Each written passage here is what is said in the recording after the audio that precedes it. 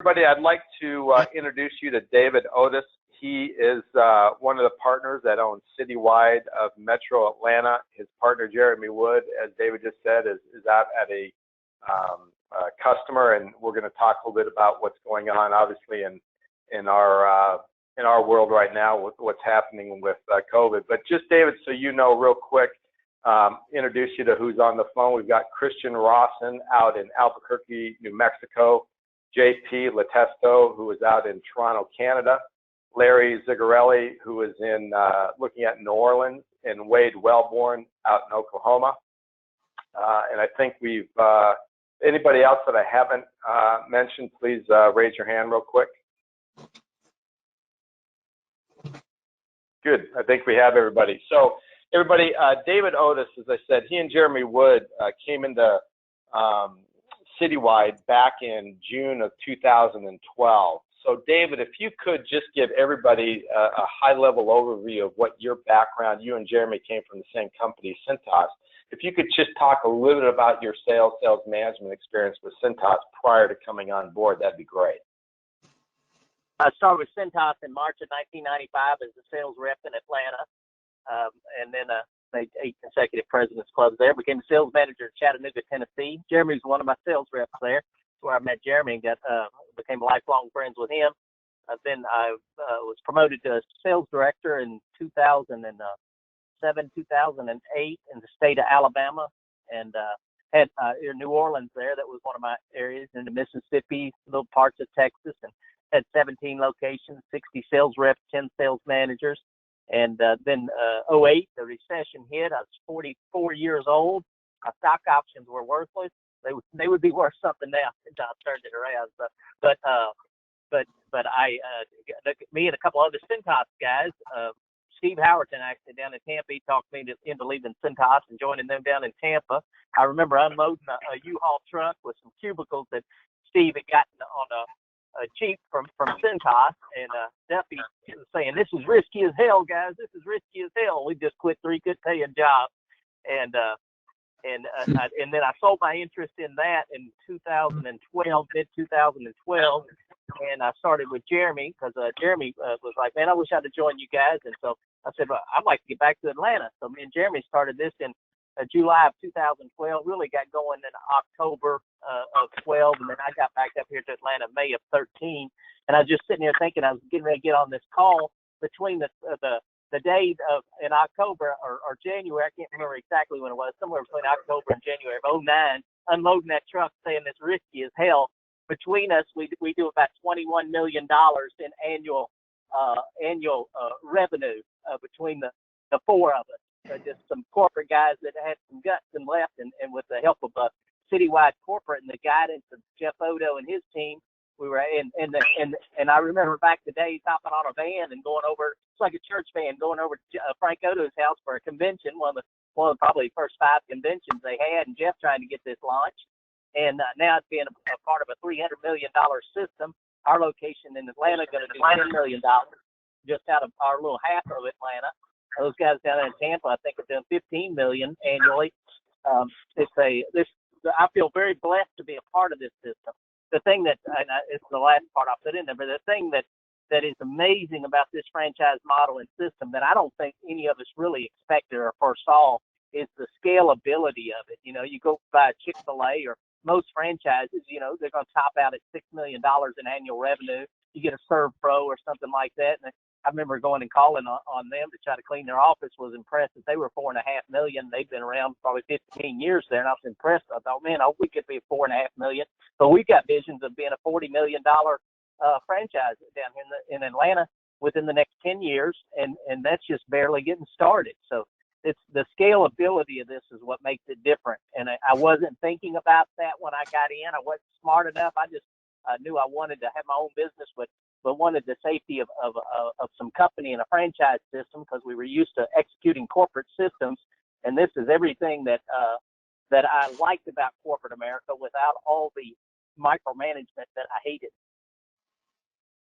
What was it, David, that like if it wasn't the scalability, what was it about the actual like service portfolio or, you know, the client base that you were gonna be servicing? Like, what did you see that you thought, well, this isn't underserved, or this could be done better, or what was it if it wasn't scalability? Is what surprised me about the janitorial services. It's your competition is there's only about 4, and they're not very good. It's in-house custodians, and my mom and dad were school teachers, and I remember being in school and them come home and telling some of the stories on the in-house custodians, just the adventures with them, and the students would be HR problems. But you go in-house, and or you can go you can outsource to a mom and pop janitor, and they're going to use corrosive bleach and string mop, pine saw. And you go with these franchise companies, which we're a franchise, but we're not a franchise cleaning company that buys a master franchise area and sells sub-franchises. But everybody else, I mean, that's the model. That's what King does, JanPro, System 4, Coverall, CleanNet. So you're competing against that. Would they want to go with that model? Because they all use the same exact business model. Or what makes Citywide different is we're a management company. Because in the janitorial world, you've got, if you can imagine this department, you've got after hours, it's after work hours, done by people that are not very well trained, 400% turnover, without the right equipment, unmanaged. I mean, how is that going to work, And so when you implement Citywide, you implement what should be a part of any department in any company, which is oversight, management, training, accountability, and if we fulfill our value proposition and do what we say we're going to do, it's just an obvious choice to the customer. Plus, unlike the business I was in before, it's not a risky decision because it's not contracted. It's a 90-day agreement. I mean, there's no risk, no upfront investment from the customer. I mean, they just it's unmanaged was the thing that caught my, and it's easy to sell the customer if you understand the industry. It's easy industry to understand, and then keeping the business is a whole different ball game. But getting it, we ought to be able to go out there and get a lot of business. It is. Is there also like a value proposition in addition to oversight, management, training? Obviously a much more professional delivery, but. Yeah. Our value proposition is we sit on the same side of the table with our customers. We represent them. We love our contractors, but we represent our customers, and our value proposition is to solve building maintenance problems and save them time. We usually start with janitorial services because, for obvious reasons, that's where the most pain is. Got it. Hey, it's Mike from New Jersey. Quick question. What do you think the breakdown of your kind of janitorial versus non-janitorial revenue stream is? It like a 60-40, 65-35? What would you say it is? 65-35. 65% is janitorial. We generate most of our non-janitorial through those janitorial customers because you're going to introduce them to a Citywide facility manager, account manager, that's going to be an extension of their staff, but not on their payroll. The first thing that they're required to do is select the contractor to do the commercial cleaning, make sure that they understand the scope of work, and that they complete the scope of work to the customer's satisfaction. Then beyond that, the facility manager's compensation, a large part of it's based on getting extra services. So they're to say, okay, 1 to 5, how we doing? 1 being the worst, 5 being the best on your cleaning, and we want to get 4s and 5s, and then say, what have you got coming up next? Do you own this facility? How much do you spend on building maintenance each year? We can do all of that. Do you have any projects I can quote on? At first, I want to get your consumables. I'm stocking your toilet paper, paper towels, can liners, soap. Can I quote you on that? Mm-hmm. So when you talk about these mom and pop shops that have 400% turnover rate, who are Citywide contracting to do the janitorial services? Because you do say that they're about 4 other competitors of ours. Who are we contracting then? Okay, now the competitors, technically you could say there's thousands of competitors, but sure. much of the labor force is mom and pop contractors, and they don't have real sales ability. They're limited in their scale. They couldn't take on most of them couldn't take on a a multi-location account. You know, they just don't have the ability to do that. But with Citywide, when you open your doors and you hold a contractor meeting, you're going to be interviewing mom and pop contractors and making sure that they have their insurance. And some of them you're going to have to say, well, go get your insurance and come back and see me then, you know. And Sure. my son's riding with me now. He sees us work, and he started his own contracting. He's a janitorial contractor, has 4 buildings with us, got his insurance and his business license, provides the equipment, the training. Got a couple of good workers out here. I'm like, man, you're gonna do all right, Billy. But if they do good, it's just people that need it's usually small people that you're able to sort of give a big image to, because when they fall under the Citywide family, the Citywide umbrella, you got a lot of marketing material. We're covering things they couldn't afford. They couldn't afford that salesperson. They couldn't train that salesperson. The salesperson that's going to work for you wouldn't work for them. So when you go out and get contracts, now you're going to place the contractors in the facilities and hold them accountable to do things they wouldn't have done without you. They wouldn't have used the proper chemicals.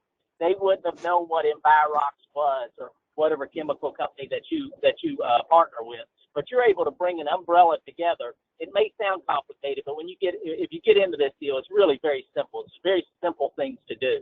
But you're going to pull together the management part. You're going to pull together people they would have never been able to pull together. But it's small mom and pop janitorial contractors that can handle a maximum of probably 8 buildings, and they can handle that with your support. And they probably got a building or 2 that they've got on their own, and should have at least buildings on their own. But their capacity will increase by knowing you. And then you'll plot them out all over town. You want to know where they live, and then you'll be able to put contractors in different pods within a certain radius of where they live or where their office is, and help them succeed. Your facility manager will help them succeed because he represents your customer, or she represents your customer. Yes, hey, this is time, because your customer doesn't have the time or the desire to be out there at night managing this janitorial contractor and getting them started and holding them accountable. Make sure they got the right chemicals, all the right equipment. That's what you're doing for your customer. Question. This is Larry Zigarelli from New Orleans. You said you even had this area. I'm just moving there. But for someone like us that are just getting in business, and in my case, sure, I've run corporate businesses where I've had janitorial services, building maintenance, but I'm not an expert at it. You seem to really know the details of the business. Two questions. One is, when you started up, what did you do to get going? Month 1? I had no clue of janitorial business when I started in this. I didn't know what BCT meant. I didn't know people put wax on floors, you know. I didn't know anything. You don't have to know anything to get started in this business, because you've got a lot of support around you. That's the beauty of the Citywide model. Is if you don't have to know everything or do everything. You just got to get everything done, and you're going to be getting it done through other people that know everything about this business. The only thing you're probably going to know at the beginning is a 3 or 4 sentence word to go out there and get somebody to let you quote the business, and then all that's cookie cutter too on quoting it and the hours, and it's a simple business. You just have to bring the money, the grit, the desire, and the leadership ability to get people, build a team around you.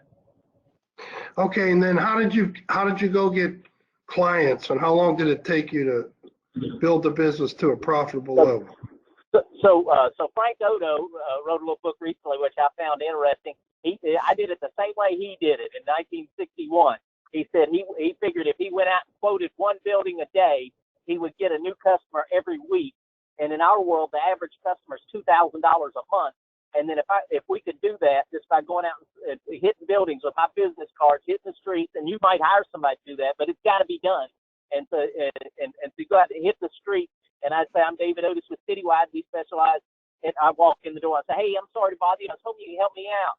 They say, yeah, what do you need? Well, I'm with Citywide. We specialize in cleaning, maintaining commercial properties. We can clean, maintain, fix anything inside or outside of commercial property.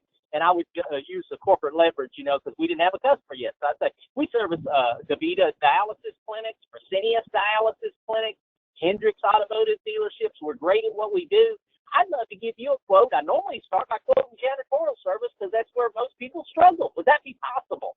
And then by doing that, and then sending some email follow-up after I got the cards and the decision makers, I was quoting a building a day. And I was selling 1 account. It was averaging $2,000 a month. And at the end of the first year, we had $100,000 in contracts. exactly 100,000, and we did 1.4 million dollars in sales that second year of those contracts. Actually, I think we did 1.69 million dollars. We were a 1.69 million dollar business within 24 months of starting up for business. That's great. Okay, thank you. What mediums are most helpful today? Like what, aside from knocking on doors, like what other methods of marketing have been helpful? I'll never forget. Jeff came down there. Odo, he came down. And he said, "Hey, what you're looking for is a 10,000 to 100,000 square foot single tenant building." And I said, "Oh, okay, yeah. What's that look like?" It got to be more simple for me, you know. What is that? He said, "Okay, a car dealership. Your average car dealership is 30,000 square feet. Maybe depending on your market, maybe 20,000 square feet. But and they're the only ones occupying that space. They're the single tenant of that space, a car dealership." I said, "Okay, that's a 20 to 30,000 square foot single tenant building. That's a prospect." That's all right, good. So go get all the car dealerships. A private school. The average private school is about 40,000 square feet. They're the only ones usually occupying that space. That's a 40,000 square foot single tenant building. Go get your private school. Okay, great. And the average spend, this is how stupid, silly this business is about 10 cents a square foot. So you got 30,000 square foot dealership. They're going to spend about $3,000 a month on the commercial cleaning. So getting budget's pretty easy too. When you start, you almost look like you know what you're talking about for the customer even before you do. And then schools, 40,000 square foot school, that's $4,000 a month prospect. And so your private schools, daycares aren't the best business because daycares sometimes they don't stay in business that long. They got very limited budgets, but they're usually a single tenant space. And Colorado, Doug Brown said he built his business on 30 daycares he got right off the bat, And so I think he still has them to this day. Office space, if they have less than 10 employees, common sense would tell you they're probably taking out their own trash, doing their own clean. But once they get over 10 employees, they're probably going to want to outsource, have somebody come in at night and clean their space up for them. So 10 employees up to about 100 employees. Then you'll go out any place that has a corporate office. If you see a flagpole planted in front, the company flag up there, those offices, that's prime. Those are prime customers. And right now we've got a customer called Exotica that makes all the Oakley, Ray-Ban sunglasses. We got a customer, McKesson Pharmaceutical, Jeremy, a business partner, helped land that with some of his former Cintas contacts, and now probably 10 citywide locations across the country have benefited from that relationship. Down in Houston, I think Darren's got a $60,000 customer. Memphis, when they opened for business, they were able to get a $40,000 a month customer. McKesson was just waiting for somebody to be up there. And so that's another good part of being part of the Citywide family. But with about 10 buildings there with flagpoles, runs about $300,000 in monthly contracts for us. So, and when you come in, I have to talk too much. But you talking about when you started up, I remember when we first started here in Atlanta. I went in Gwinnett BMW, and I walked in. I was getting my car serviced. And I asked the service manager because to get your car serviced, he pretty much got to talk to me. So I walked in his office. He was happy with who he was using, but I kept in touch with him through emails. One day he wasn't happy. He was shopping, and we picked up that building. As he was walking us through, because we had suits and ties on, and we only had 12 customers at that time. He was introducing us to everybody around here. He said, "These guys are big. We need a bigger company. These guys are big." He introduced us to somebody. These guys, me and Jeremy went out. We laughed. He said, "He thinks we're big. We got 12 customers." It's crazy. But we were big with our big Citywide story from 1961. So a franchisee, being a franchisee compresses time. It just gives you a lot of resources, and you're big as soon as you open the doors. What's the pie look like, David, in terms of the services that you're providing today? Like obviously janitorial, a big part of it. You said 65%. What are the other big slices?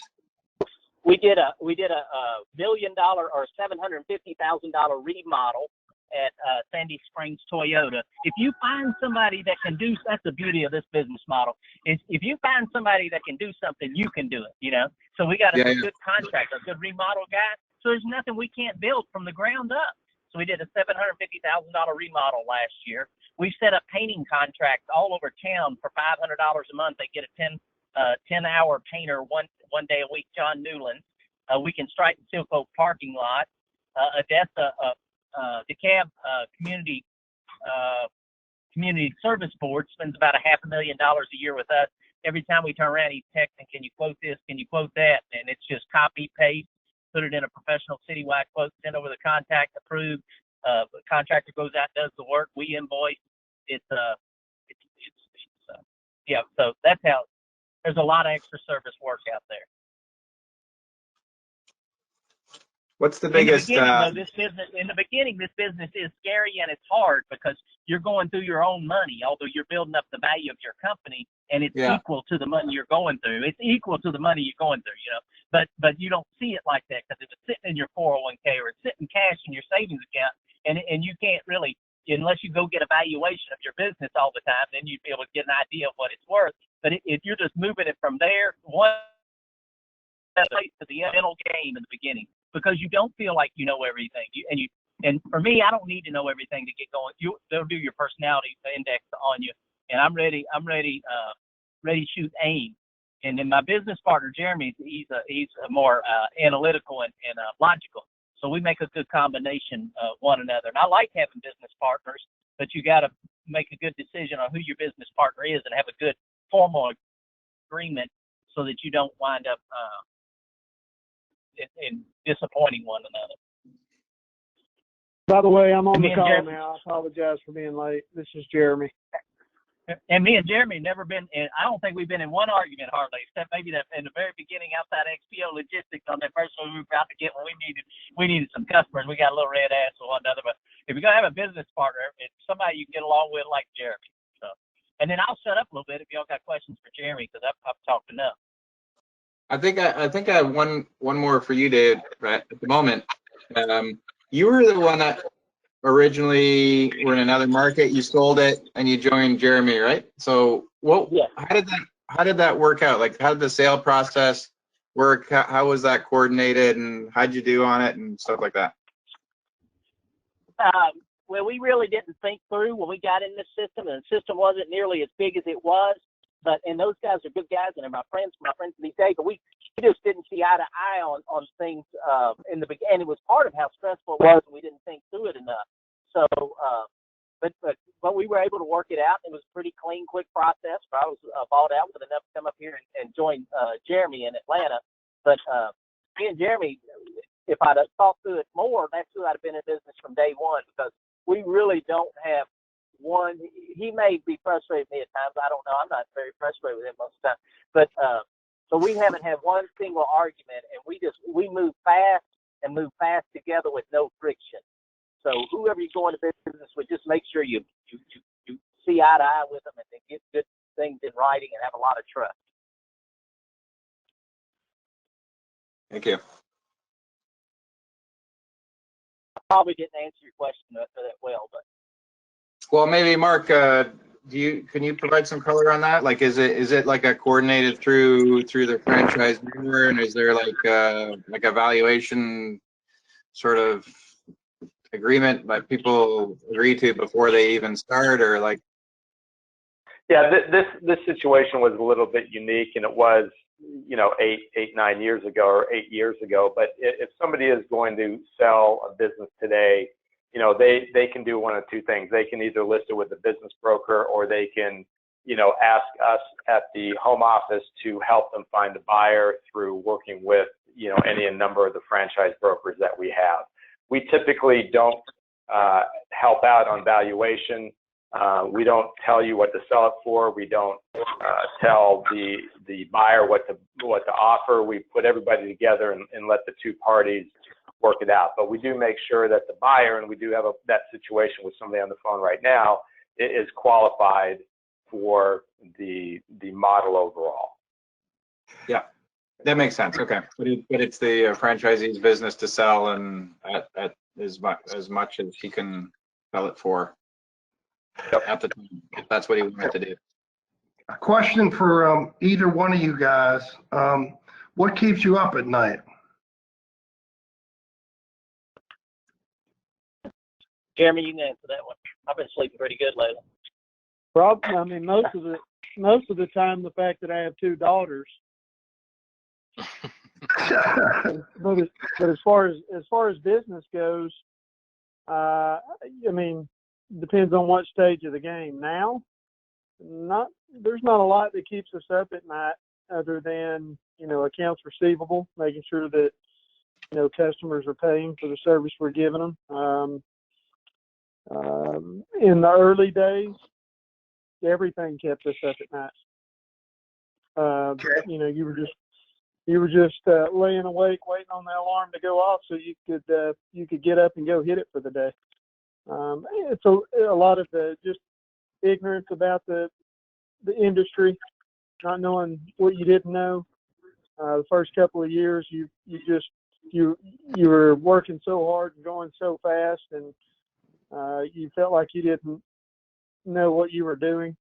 But along the way, you were gaining a tremendous amount of knowledge and building a lot of relationships with subject matter experts that kept you in line, and you just built some good business relationships with contractors and the home office in Kansas City, and they were guiding us along the way. And so you always had somebody close by holding your hands, making sure that you didn't go under. And looking back, it was not as scary as we thought it was at the time. But 7-8 years down the road, it's a thriving multi-million-dollar business, and you're not laying. If you're awake at night, it's because you're excited about what plans you have over the next 3 to 5 years or 10 years. If I give you an honest answer. Yeah, you guys have done great. I think it's fair to say too, Dave and Jeremy, when you started, and where the company has evolved to today and will continue to evolve, we didn't have a lot of things that we do today. We have a very robust national business development team. Our marketing's changed. Probably our training and support, as good as it was back then, is even more so today. So I think a lot of the things that have evolved, we're able to help people get up and running, just as well, if not faster, in some instances. Oh, there's no doubt. Yeah, but there's a tremendous difference now than it was 8 years ago, and it was probably pretty good then. If David and I listened and paid attention more, we probably would have got there a lot faster. And I was talking about when we unloaded that U-Haul down there in Tampa, and Duffy's like, "This is risky as hell." And between the two locations, the Tampa and us, we've got $25 million in revenue 9 years later, 9 years later, and that's bigger than the franchise system was when we joined it. That's how quick this thing's growing. That's bigger than the franchise system. Now, Kansas City was $30 million at that time, I think, or close to it, $25 million. But the franchise system was smaller than those two locations that we started up are now. And the system has become an incredible system. It's for over $300 million in annual revenue now. And yes, you all attract a higher quality of people. Me and Jeremy were extremely underfunded to do this.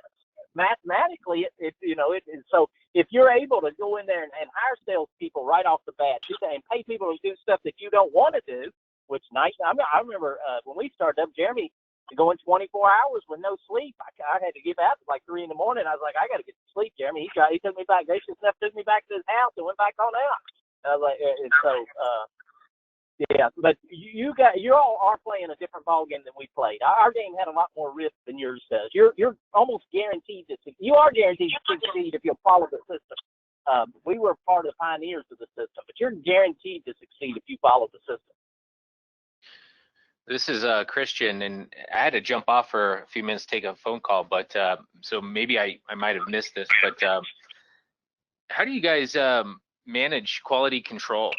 Especially when you're getting started, and then, well, I think it's a little bit easier to do it when you're getting started, but now when you're at this level, quality control is huge. Obviously, if you're good, you're actually great in this industry. I heard that from Rick yesterday. But how do you police the contractors? One good new start at a time. Every time you start a building, you need to have your night manager out there on site, and that person needs to know what the customer expects exactly, down what they expect, But it's just little stuff. It's not and it's cookie cutter. Citywide's got plenty of stuff for you, plenty of training. But when you do a new start and you start an account up, don't do like Jeremy and I did at the beginning. Not start them right. You're going to lose a bunch of business. And then every once in a while, you'll have to take the contractor out and restart the building. So there's a second opportunity to set the plate right. And then if you get a complaint and your night manager goes and inspects and sees what the complaint is and sees what's going on out there at night, there's simple fixes. But you will know a bad janitorial contractor when you see one, and you'll know a good one when you see one. Sure. And don't take on any more buildings than you can successfully service. You're just wasting your time. That's another thing that we did. We wish we'd have changed. Yeah, this is Larry again. One thing that I've always done in business, and I don't know if you guys do it, but I would do it here, is I would survey the companies to see how satisfied they are with the service we're providing. That always helps a lot. Yes, we do that. We send out surveys and get solicited feedback, but we've also got a very well-constructed procedure for our service managers, our account managers, and our night managers. So we do regularly scheduled site visits. So we're inspecting the facilities on a every other week to once a month frequency, depending on the size of the account. And we're checking our own quality during the day, and then we're always every time we do a site visit, we're touching base with the contact person and asking them for a rating. So if you're an average account size of $1,500 to $2,500 a month, you're definitely going to get 2 visits from a facility manager who's going to walk the facility with their permission, meet with them for a few minutes, talk to them about how the service is going, if they heard any complaints on a scale of 1 to 5, 1 being poor, 5 being excellent. How are we doing? We have a CRM management system. We log those ratings in. If they do have a complaint, we've got a complaint policy that we follow with the night manager going out with the crews, verifying that the complaints were handled, close the loop the next day. So procedurally, it's if you, like David was saying, if you run the play that is being called by Citywide, you will be successful. So we've got all that in place right now. Okay, so that's great. Mark, so do you have, I guess, best practices on things like, these are the type of the businesses to go after when you're starting up a business, and like what Jeremy's saying about how to go about making sure that the quality control's in place? Yeah, when we start our process, Larry, we will hit on all those points. Okay. There's a training period that you go through as a new franchisee where you learn the sales, you learn the operations, learn accounting. It's very robust. When you come back to your city, you've got at least 2 weeks of training under your belt, and then there's a whole digital university online to use as resources from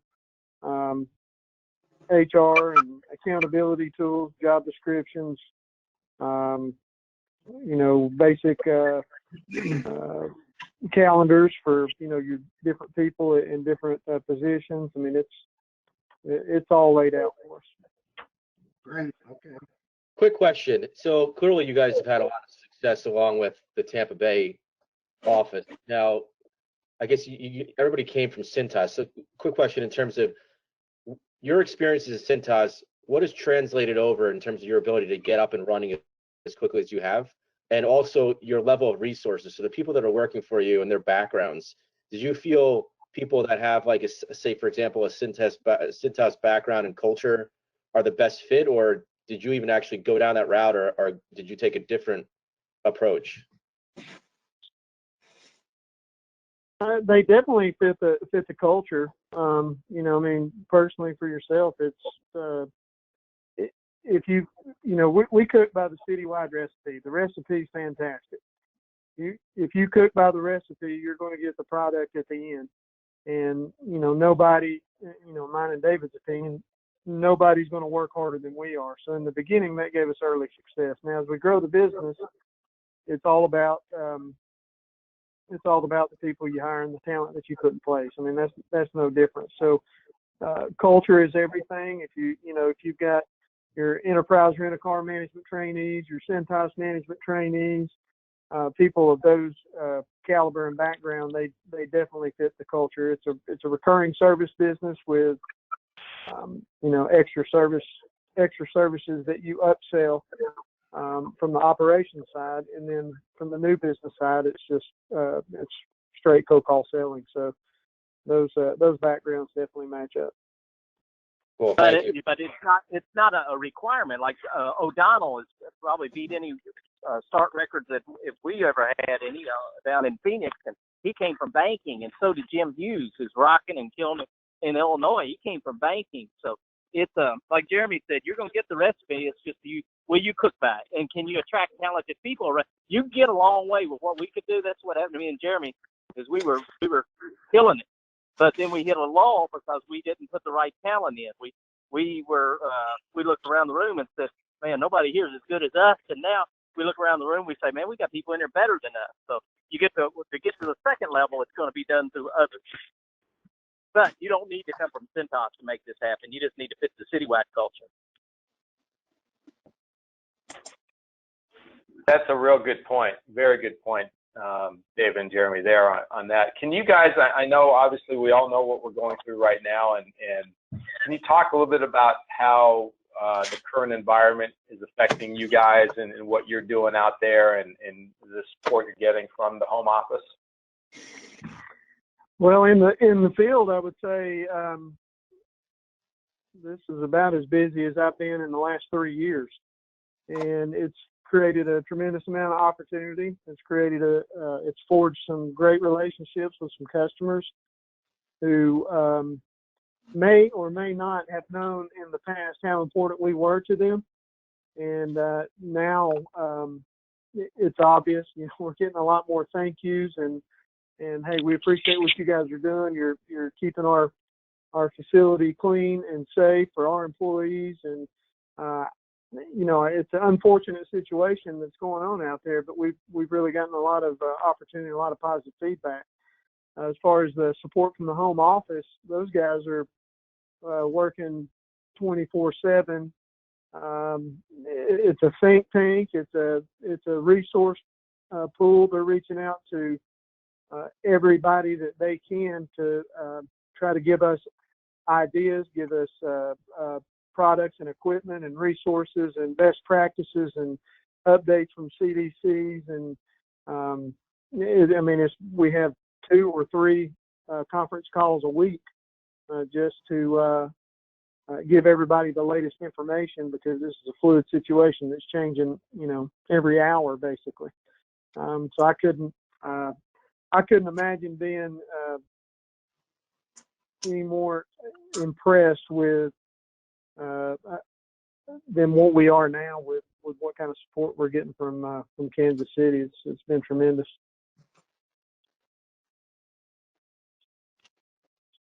Hope that answered your question. Yeah, absolutely. What other questions, guys? And we just one more thing. Me and Jeremy got into this when it was just coming out of a recession, basically in a recession. I got into it because of a recession. And when they say it's a recession-proof business, it really is. Look at this. We were scared to death because what was going on. Businesses shut down, and it's going to affect us some. But our work just shifted. We went from regular janitorial services to now we're out there cleaning. Jeremy's busy as he's ever been. And so and I don't know what we'll bill out, but this month right here was no lower than the month before. It was actually higher. So we'll see how this shakes out. But if people are working, somebody's going to need to be cleaning and maintaining a facility. And so we're the last guys to go. And the other thing is we offer so many facility maintenance services. We've got a tremendous opportunity to take care of things that, maybe our customers have been putting off. But if they're working from home now, or they're working a skeleton crew, we're able to go in and do some, painting, plumbing, HVAC, construction, strip and wax floors, clean their carpets, clean out their HVAC unit, change out their lights to LED, pressure wash, seal coat, stripe their parking lot. I mean, if you approach it properly, and they still have the money that they're going to spend, then you have many opportunities to help their facility out, even while it's vacant at the time. And you don't have to be the facility maintenance expert in the beginning. You just got to find people that, if you've got a plumber, you're in the plumbing business, and they will want to partner with you. If you've got a building contractor, an HVAC guy, you're in the HVAC business. If you've got a janitor, you're in the janitorial business. And you're just bringing it all together for the customer, solving building maintenance problems, saving them time with one point of contact.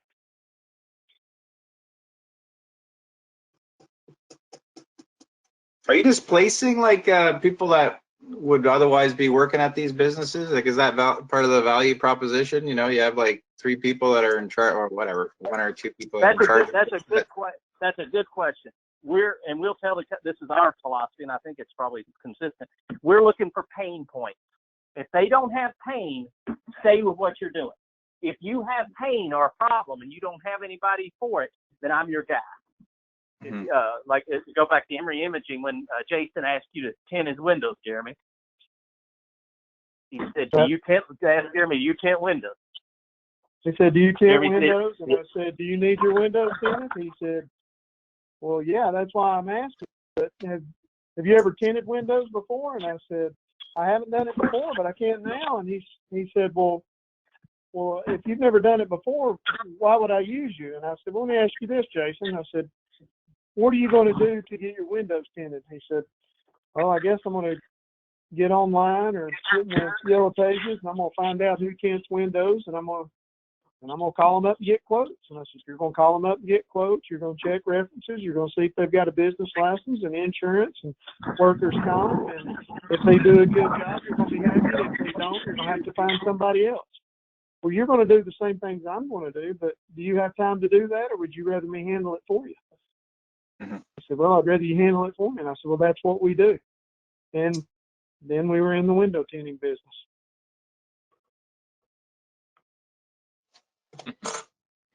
And poor Maury died of a heart attack at age 55 3 years ago. We called his phone one day. And that's the Citywide family. You'll develop relationships and friendships and lifetime relationships within Citywide and with your contractors. You'll laugh and cry together and build a business that's probably beyond what you dreamed of.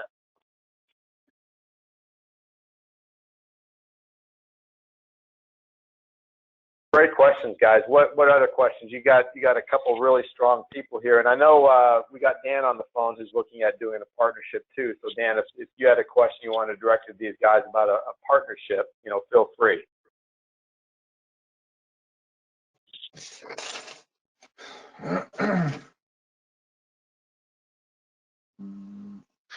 I'll jump in. This is Christian.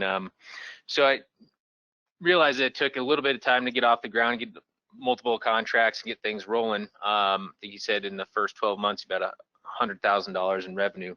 How quickly were you able to start pulling in a personal income to offset the income you were getting from Cintas? It took us about 3 years to get to a comfortable level, and then it went up from there. I would say it was probably 4 to 5 years before we were back in line, but we were pretty comfortable after about 36 months. And in the meantime, we never missed mortgage payments or car payments, and both of us got great credit scores. Life's better than it was ever there. Right. And we did it without borrowing. We didn't borrow a dollar.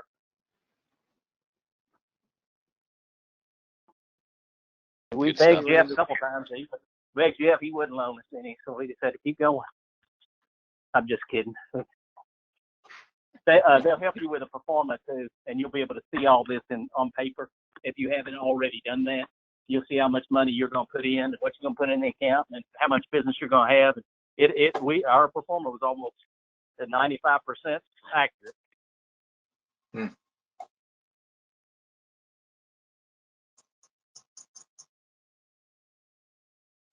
Hey, some great dialogue, guys. Really appreciate it. And guys, I know how busy you are out there in Atlanta. Again, you guys have got some great experience here. Any other questions you guys want to ask Jeremy or David at this point? I think I'm topped out right now, but appreciate the time, guys. Yeah, same here. Really appreciate the time. If you'll join the family, we'll Hey, have you back I just want to. Yeah, and I want to thank you guys. I know how busy you are, and these guys, I can vouch, are two super guys. They've mentioned a lot about Tampa, but guys, can you just talk about the camaraderie, if you will, of the owners across the network that you've gained through the years, and just talk about the tightness of the group overall? Yeah, we've gotten very close with a lot of individuals. As a matter of fact, Sonny, you mentioned that. I just talked to Evan Winans out of Jacksonville, the COO down there, and we come from similar backgrounds. Met at a President's Club, and I don't know where we were at, Dominican or Cancun or Cozumel or Cabo. I don't know where we were at when we first met, and got extremely close. And he just called me. We were bouncing some ideas off each other about how to combat certain challenges during the COVID-19. And there was probably about a 35-minute conversation. We talked about work for about 10 or 12 minutes, and for about 20 or 25 minutes, we talked about each other's family and kids and what was going on, and how. I mean, it truly is a family and a brotherhood, if you will, when you see each other at conventions and presidents clubs, and you get to know their families, you get to know, what was I going to say? We know everybody's their hobbies. Even we've got professional bass fishers that are in this. We got all kinds of guys that we've grown so close that we'll just call out of the blue and say, hey, I'm going to be in Atlanta, and my son, Doug, out in Colorado, my son's going to be playing baseball. You guys want to go to a baseball game? We'll try to get together and watch a baseball game together if kids are involved, or Mansfield's coming down and fishing in a tournament. I mean, it's truly a family atmosphere that cares about one another and wants to see each other succeed, because the better we do in Atlanta, the better it is for any franchise owner in the system. The better that Jacksonville does, the better it is for us and any other franchise in the system. So it truly is a all for one and one for all family relationship. And that goes to the customer too, Andrew DeWerf, which is the regional manager for Hendricks Facilities. You come in, he couldn't wait to get Fort Myers on board and start it up. He brought him up there to meet me and Jeremy, mainly Jeremy, and Jeremy showed him how we do everything up here. He just couldn't wait to put him in a $10,000 a month dealership down there. And your contract, if you join this and if you join in on the family, every one of us knows where you've been. Every one of us remembers when we started up. And we ain't gonna let anybody fail. This whole system will not let you fail if you don't fail the system. It's great color. Well, that's great. Yep, great. Yeah, And absolutely. success. Great point. Success in this system is insane. Me and Jeremy, when we started out, we were hoping to put $5 million location. We just said, "Oh, that's a great deal. Thank you, Jeff. Did us right, And within 9 years, we're doing $10 million this year, by the grace of God. And once we expand and into the whole city of Atlanta, we really feel like it's $40 million in the next 10 years. And so a $40 million system company, I mean, that's a lot of scalability for two country boys, and a lot of profit can drop to the bottom line on that. You can do math on that. 15% profit. What's that look like on $40 million? How many staff would you have? Like at a 10 million revenue business? Did you say 10 million revenue business? How many staff are you at that level? We are at 14. We were at 16, so we'll probably staff with 16 for the year to do that. And that's 9. Wow, that's nice. My dentistry is only 1.3, and I've got 6 employees. I like those numbers. Sorry, I missed that, guys. Do you mind repeating that? What revenue run rate are you at, and how many staff have you got? We did $8 million last year. We're projected $10 million this year, based on what we started off on monthly, being around 800,000 monthly to start this year. We got 16 employees. Thank you. That's maxed out. Okay. And 16 that number employees you had around mentioned? 7. Say again. That includes me and Jeremy. That includes me and Jeremy. What was that net number you had mentioned? $8 million in annual revenue in 19, projected $10 million in 20, and 16 employees. That includes me and Jeremy. We've got roughly 65 to 70 independent contractors. On any given month, we're probably about 50 of them doing work.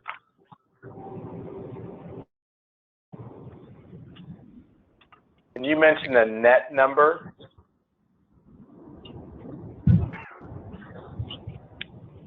I think you said 15.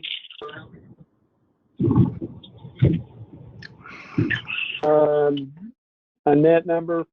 What were you talking about? I didn't catch that. I'm sorry. I apologize. I think you said. I think you said 15 on your net. He's talking about Margin, gross I think. Yeah. Gross margin on $10 million, 15%. I think you said do the math. All right. Makes sense. Well, guys, again, thank you so much. I know it's been real busy. Really appreciate you both coming on. Guys, everybody on the phone, we'll be following up with you. Both Rick and I will be following up with you guys over the next day. So thank you again. Great questions, great conversation. David and Jeremy, as always, you guys are awesome. And thanks, everybody. Have a safe night. All right, you too, Take guys. care, guys. Y'all take care. Yep.